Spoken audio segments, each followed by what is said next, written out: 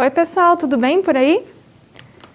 Meu nome é Mariana e hoje eu vim falar sobre a temática Navegar é Preciso. A gente vai começar o mês de julho com essa temática nas aulas de matemática, ciências e inglês. Então hoje a gente inicia essa temática falando um pouquinho sobre como a gente vai navegar entre as matérias, né? Eu vou dar aula de ciências falando um pouquinho sobre os números. Então a gente vai navegar um pouco sobre as diferentes temáticas que vão abordar esse conteúdo de hoje.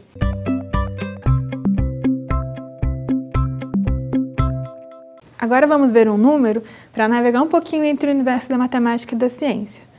7.408. É um número qualquer, pode significar qualquer coisa, né? Mas na verdade ele significa a extensão do território litorâneo no Brasil. Ou seja, o Brasil tem uma extensão de 7.408 quilômetros de litoral. É bem grande o nosso litoral, né?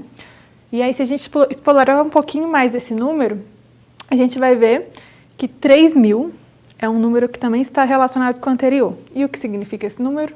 É a extensão de recifes brasileiros, né? Recifes de corais no Brasil. Os recifes de corais ocupam uma extensão de 3.000 quilômetros no litoral do nosso país, sendo os únicos recifes de coral do Atlântico Sul. Isso significa que são os únicos recifes que representam o ecossistema marinho que existe ali naquele ambiente. Isso é muito significativo e é muito importante. Então, o que são os recifes de corais, né? São ambientes que têm uma biodiversidade muito grande porque abrigam uma grande espécie de animais que vivem só ali, seres vivos que vivem só ali. Então, aqui nessa imagem a gente consegue ver uma tartaruga marinha, vários peixes, né? Corais, algas. A gente não consegue ver, mas sabe que estão ali alguns crustáceos, como camarão, né? Um siri, crustáceos muito pequenos que vivem ali, se alojam dentro dos corais, né? Dentro desses compartimentos que servem como proteção, como abrigo ou até mesmo por berçário para algumas espécies que gostam de procriar em águas mais calmas. E aí eu trago outro número para vocês, 50. 50 pode ser qualquer coisa, pode ser um dinheiro que eu queria ter, 50 reais, né? Mas não, o que significa 50? No Brasil, mais de 50 milhões de pessoas vivem na zona costeira. É um número bem expressivo, né? 50 milhões de pessoas é uma grande quantidade, ou seja, a gente tem muitas cidades nas regiões costeiras do Brasil. Muitas pessoas vivem nessas regiões e usam dessas regiões para a forma de sustento da família, né? Então, por exemplo, na pesca, ou no turismo, ou vendendo artesanatos, que são feitos com alguns itens que a gente encontra só nos mares, como conchas, por exemplo.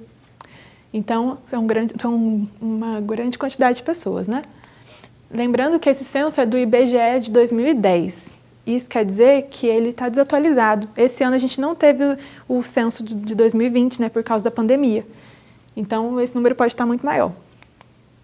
De novo, 50. E aí, o que significa esse 50? Com o turismo, a população dessas cidades de costa praianas pode aumentar em até 50 vezes. Então, aumentando a quantidade de pessoas que vivem naquela cidade, que passam por aquelas cidades litorâneas, também a gente aumenta o impacto ambiental, né? Os ecossistemas marinhos sofrem muito com esse tanto de gente que passa em hotéis, em casas de veraneio. Então, elas produzem muito mais lixo, né? Porque consomem muito mais coisas. O esgoto também fica em maior quantidade e tudo isso acaba desaguando no mar. Então, o ecossistema aquático marinho, né, acaba sofrendo com esse aumento muito grande da população em uma época do ano, né? Quem não gosta de passar o verão na praia?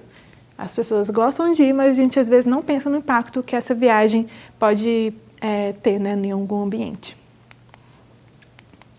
2002.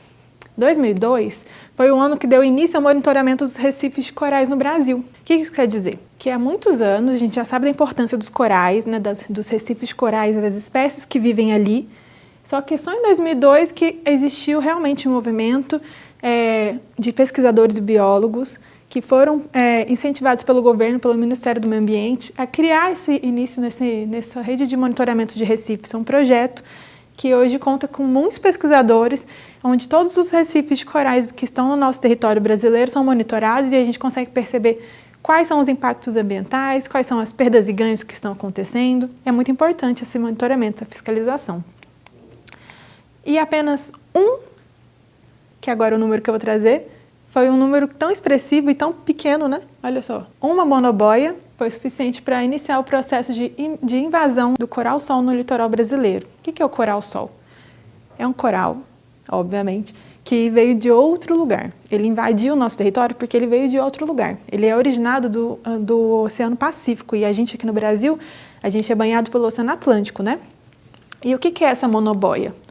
A monoboia é essa estrutura aqui, que ela fica, ela é como se fosse uma conexão com as plataformas de petróleo da Petrobras. Essa monoboia causou grande impacto porque lá nos anos 80, no Rio de Janeiro, na costa do Rio de Janeiro, na Baía de Campos, ela foi encontrada com muitos exemplares ali, com muitos indivíduos de coral-sol, larvas de coral-sol. E aí elas estavam todas anexadas ali nessa monoboia e foi quando perceberam que ela veio de outro ecossistema e que ela estava contaminando, na verdade, ela estava entrando num habitat que não era dela, né, num ecossistema que não era dela e iniciando essa invasão da espécie do coral-sol. Então, a partir de uma monoboia que se encontrou um lugar que não era, que para início de conversa, a gente não acha que vai ser uma coisa ruim trazer uma monoboia para uma costa, mas ela estava cheia de espécies ali fixadas no interior, na parte de baixo dela, que fica em contato com a água, né? A gente percebe que tem uma parte para cima, mas tem uma parte embaixo. Isso realmente boia, né? E aí, quando chegou isso na costa do Brasil, a gente não imaginava que ia ter tanto impacto, mas já são 5 estados brasileiros contaminados, na verdade, com invasão do coral-sol. Então, isso começou no Rio de Janeiro em 1980, por ali na década de 80, e hoje já são 5 estados com coral-sol nas costas, nos costões rochosos. E esses são estados de Santa Catarina, São Paulo, Rio de Janeiro, Espírito Santo e Bahia, né? Então ele se proliferou bastante e dominou bastante os costões rochosos desses 5 estados. Lembrando que isso foi datado de 1980, o primeiro registro, e a gente já está em 2020, né? Então ele continua crescendo, mesmo que exista algum trabalho de monitoramento, como eu falei com vocês, desde 2002 existe o monitoramento dos recifes. O coral-sol não chegou nos recifes corais, está nos costões rochosos, mas está aumentando cada vez mais. E aí é uma foto do coral-sol para a gente ver. Vê como ele fica nos costões rochosos bem fixado, ele é muito colorido, né? Cor bonita, ele não chama coral-sol à toa, ele realmente chama atenção. E ele tem uma característica muito peculiar, que é o seguinte, olha essa foto próxima dele. Que bonito. Ele solta algumas substâncias químicas que impedem que outras espécies fixem no costão. Então ele realmente domina o território, ele é muito territorialista. Ele chega no lugar, libera substâncias químicas que impedem que outros corais consigam se fixar, que outros seres vivos consigam se fixar, e além disso ele é um predador muito voraz. Então ele vai começar a fazer a predação de outras espécies e não tem quem consiga se alimentar dele. Por quê? Porque ele não pertence a esse ecossistema. Ele não pertence ao costão rochoso do Brasil, né? Ele está pertencendo ao costão rochoso lá do Oceano Pacífico. Lá no Oceano Pacífico tem espécies que vão usar o coral-sol na cadeia alimentar, que vão se alimentar dele. Aqui não. Então ele domina, ele é territorialista e ninguém se alimenta dele. E aí o que acontece? A gente percebe que ele está no costão rochoso, ou seja, nas rochas que ficam em torno do mar, né? Mas ele ainda não chegou nos recifes de corais, as regiões mais profundas, mais elevadas ali nos oceanos. Ele não está mais na praia, né? Os costões de Recife de Corais, na verdade, eles estão mais afastados. Lá em Porto de Galinhas, por exemplo, dá para você mergulhar entre os recifes de corais, é bem bonito, você consegue ver as espécies. E aí essas espécies que ficam no recife do coral, elas são essas que eu trouxe para vocês nessa imagem. Então são espécies endêmicas. O que significa isso? Que elas só estão presentes neste local. Elas são espécies exclusivamente encontradas em recifes de coral. Você não vai em qualquer lugar encontrar essas espécies. Tem que ser muito específico mesmo. Então, se o coral-sol chega nessa região de recife de coral, que tem espécies que só são encontradas ali, que são muito especiais para o ecossistema, ele acaba com aquele ecossistema todinho. Ele é tão territorialista que ele acaba com todas essas espécies. Inclusive o coral-cérebro, que ele é muito encontrado, esse aqui de baixo, que é muito encontrado no Rio de Janeiro, na Ilha Grande, ele começou a sofrer decaimento, né, de espécies, as espécies começaram a diminuir as quantidades, né, as populações foram diminuindo, porque o coral-sol estava invadindo realmente todo o costão rochoso ali da Ilha Grande. E hoje em dia existe um trabalho muito legal, onde os pesquisadores eles capacitam os moradores das cidades costeiras, e aí essas pessoas conseguem ir até o coral-sol, né, conseguem ir até os costões rochosos e vão retirando um a um. Então é assim que a gente vai diminuindo, né, e controlando as incidências de coral-sol nos costões rochosos. E é importante a gente preservar porque não é nada disso aqui é eterno, né? Infelizmente.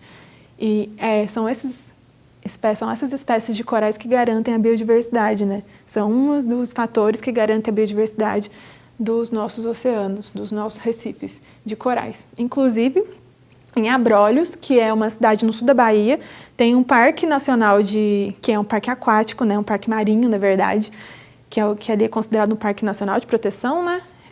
Ele é protegido pelas instituições, né? E é fiscalizado também pelas instituições do governo, IBAMA e tudo mais. E aí, nesse recife lá de corais de Abrolhos, a gente encontra essas espécies. Então, ali a gente sabe que não chegou coral-sol, e a gente espera que ele não chegue, porque ele é um lugar muito importante para a biodiversidade do nosso ecossistema marinho. Beleza, eu falei do coral-sol, mas não é só ele que invadiu, não é só ele que impacta também não, tá? Eu trouxe essa imagem aqui muito legal, olha só, vim, invadi e venci.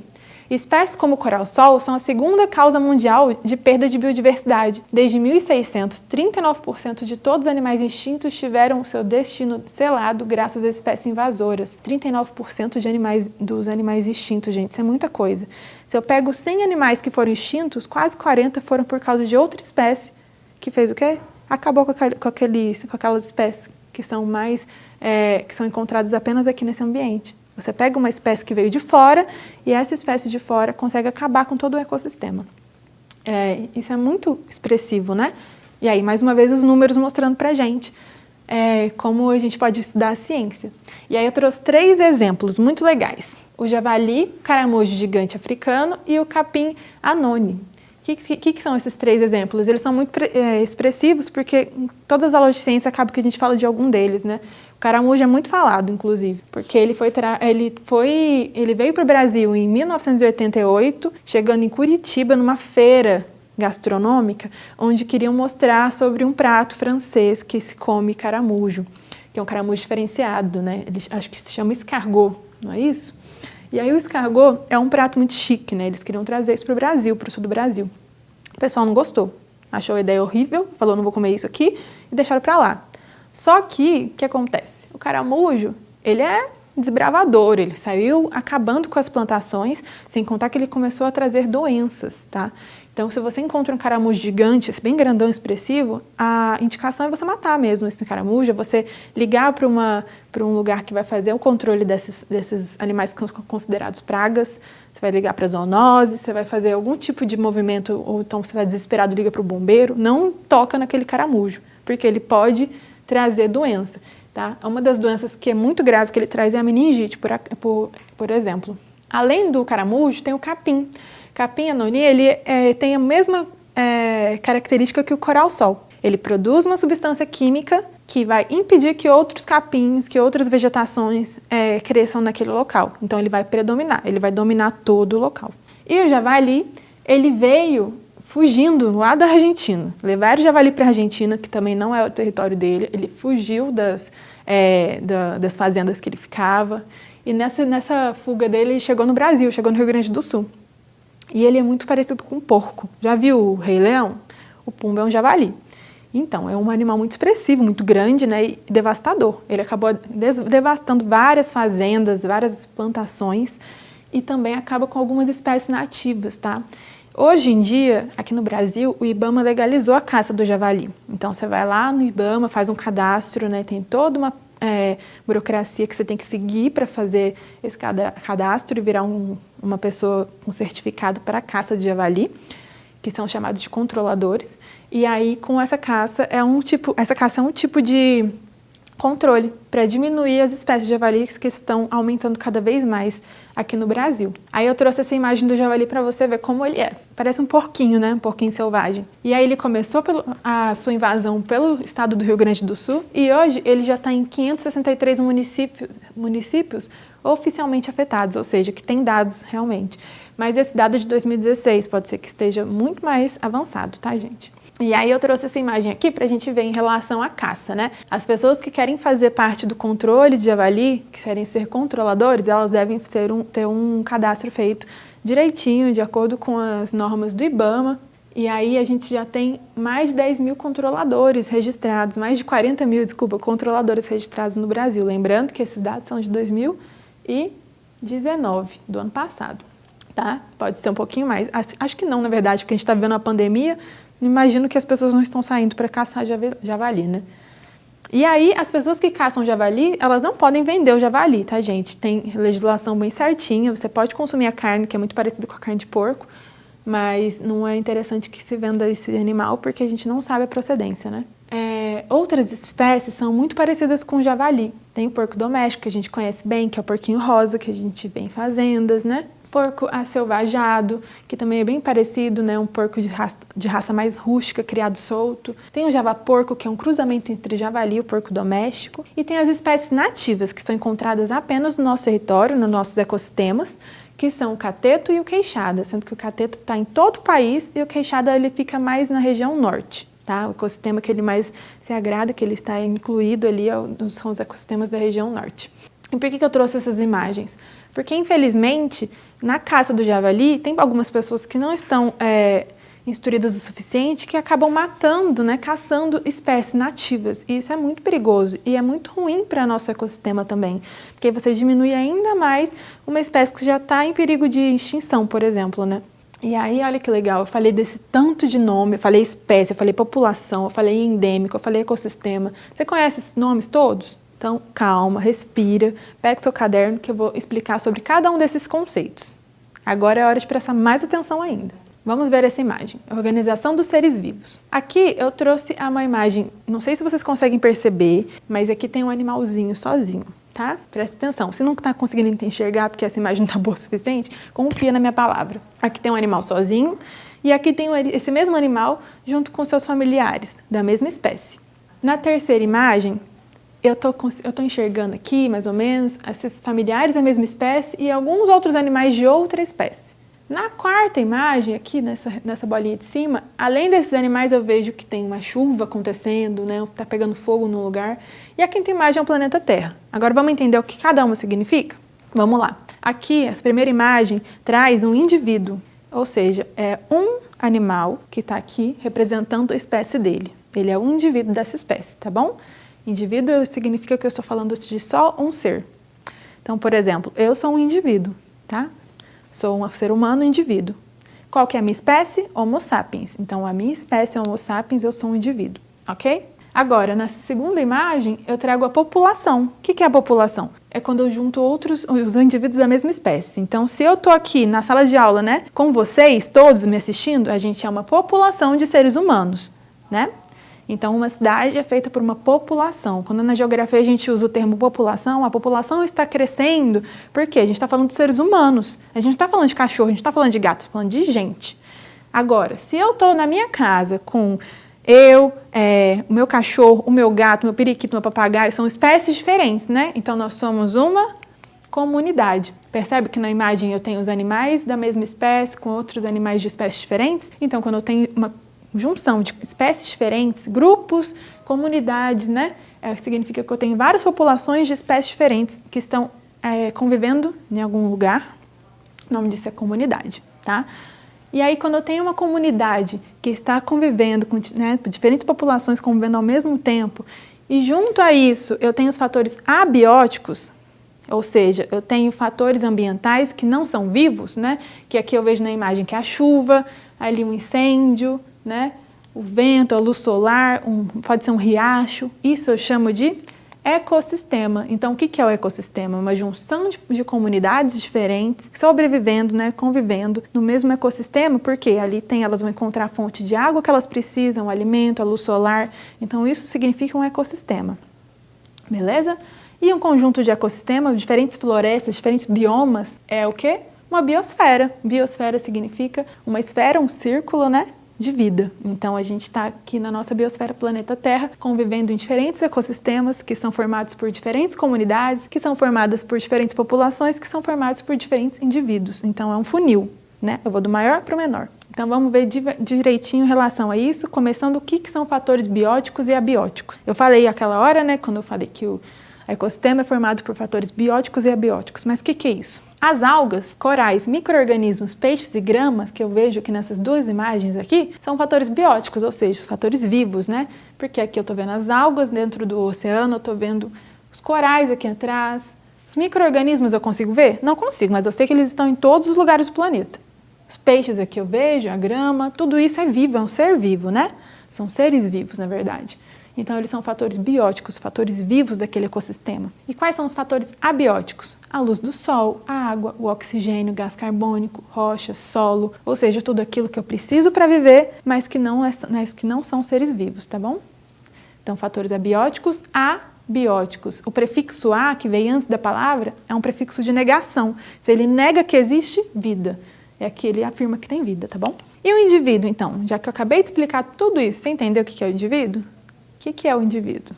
Eu trouxe essa imagem bem bonitinha para a gente entender. O indivíduo, nesse caso aqui, é um filhotinho de onça, percebe? Ele está sozinho, né? E ele está representando essa espécie, a espécie dele. Então, ele é um indivíduo onça. Na sua casa, você está sozinho hoje? Acho que não, né? Mas se por algum momento, se alguém ficou sozinho na sua casa, ele estava ali, um indivíduo solitário. Chegou qualquer pessoa, já são mais de uma pessoa? População. Tá bom? Então, aqui, a família de onça. Esse filhotinho veio dessa família, né? Vamos fazer uma brincadeirinha. Eu não sei se veio, mas na minha cabeça eu achei que ficaria interessante. Papai e mamãe estão aqui juntos, lindos, muito felizes. Fizeram 3 filhotinhos. Eu tenho aqui uma população de onça, uma família bem grande de onças. E você percebe que tem uma oncinha preta, uma pantera? Também são onças, tá, gente? Só que elas têm um pouquinho mais de melanina. Mas é a mesma espécie. E a comunidade, quando diferentes espécies convivem no mesmo habitat. Nem sempre essa convivência é harmônica, tá, gente? Eu trouxe imagens bonitinhas aqui, mas poderia ser um jacaré comendo uma capivara, né? Só que não ia ficar tão legal. Então eu trouxe aqui espécies convivendo em harmonia. Isso aqui significa comunidade, tá?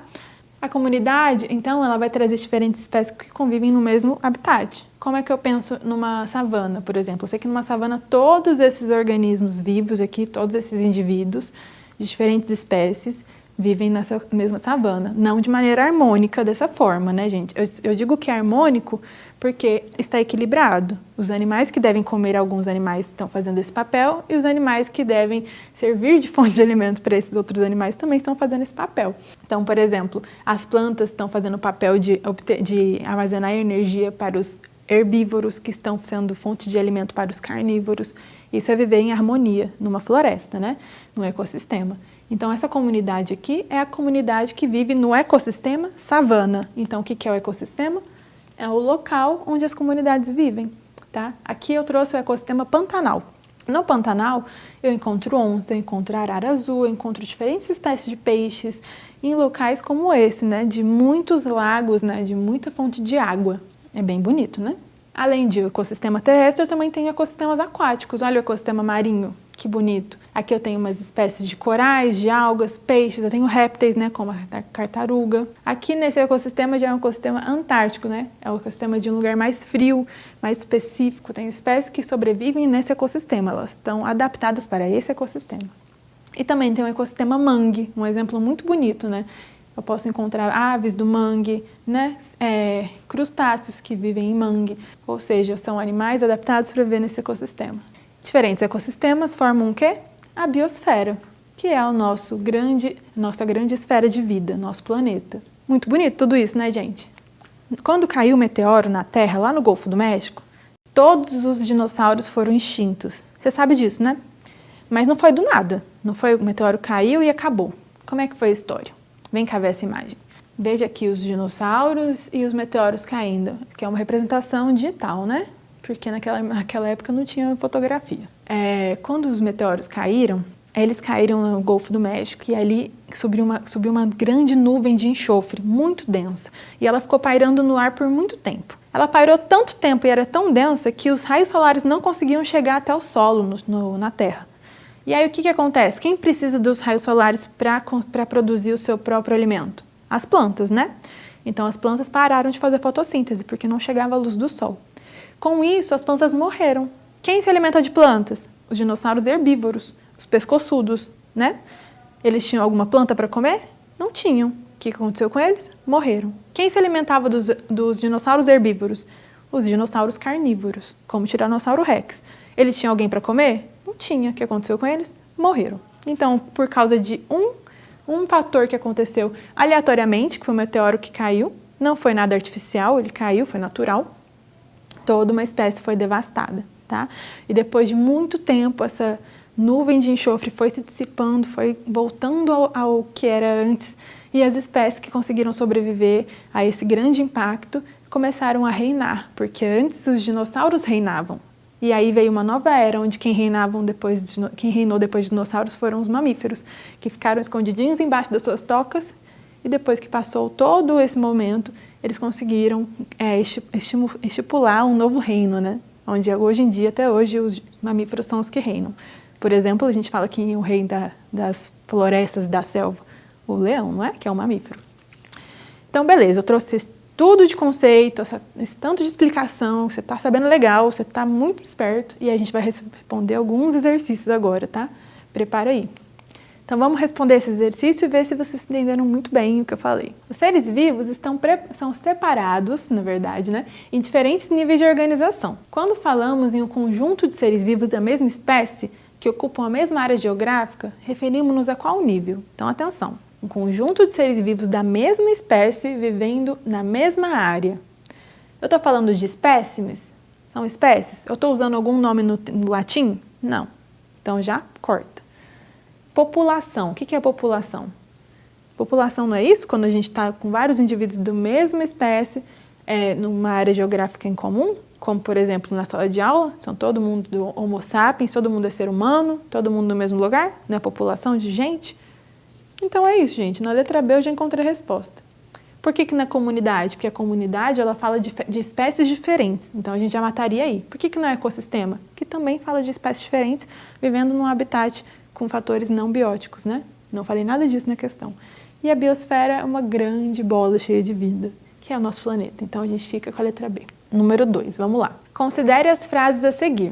Atualmente, ratos novérgicos ocorrem em todos os continentes. 2. Ratazanas de uma cidade vivem principalmente na rede de esgoto e nos depósitos de lixo. 3. Um rato branco é submetido a um experimento de fisiologia em laboratório. Quais das frases mencionam respectivamente indivíduo, espécie e população? Primeiro, o que é ratos novérgicos, professora? Nunca ouvi falar isso na minha vida? É esse ratinho simpático que a gente conhece, né, gente? Então, usei nome em latim. A palavra está em itálico ou negrito ou grafada de alguma forma. É o nome científico. O nome científico está atribuído à espécie. Então, já sei que o número 1 é espécie. Número 2, as ratazanas. Estou falando no plural, são vários ratos. Estou falando no plural, é mais de um. Se é mais de um, eu estou falando de população, porque a gente está falando da mesma espécie, né? E rato branco submetido a um experimento. É um rato branco. Eu estou falando de um indivíduo. Então, respectivamente, quem que está falando de indivíduo é o 3. Então, vem o 3 primeiro. Uma espécie, quem está falando de espécie? O número 1. E quem está falando de população? O 2. Qual a alternativa que me dá 3, 1, 2? É a letra D de dado. Foi? Só mais uma então. Um grupo de leões vivendo na savana africana pode ser classificado como o quê? São vários leões, mesma espécie, família. Estou falando de uma população, ok? Quer mais uma? Então vamos mais uma. O conjunto de ecossistemas no planeta. Junto todos os ecossistemas, o que eu faço? Biosfera. Fácil demais, né, gente? Só mais essa agora, juro. Vamos lá. A sequência de níveis de organização da vida está colocada em ordem crescente de complexidade em qual letra? O que é uma ordem crescente? Do menor para o maior. Então, qual é o menos complexo? Organismo, né? O organismo é um indivíduo. Eu tenho só um organismo, um indivíduo. E qual que é o mais complexo de todos que a gente conhece? É a biosfera. Mas vamos ver quais opções que eu tenho aqui. Letra A, organismo, população, comunidade, ecossistema. Faz sentido? Faz sentido que seja esse, mas vamos ver o B. Organismo, comunidade, população e ecossistema. Olha, ao contrário, né? Organismo, comunidade, já está errado. Comunidade já tem mais de uma espécie, não é essa. Letra C, ecossistema, comunidade, população, organismo. Está errado, começou com ecossistema, não faz nem sentido eu ler. Letra D também não, organismo, letra E, né? Organismo, ecossistema, população, biosfera. Está errado. De organismo para ecossistema, não foi assim que eu ensinei, não faz sentido. Organismo é população, então, ó, organismo, população, ecossistema, comunidade, ecossistema, letra A. É isso mesmo, foi certinho.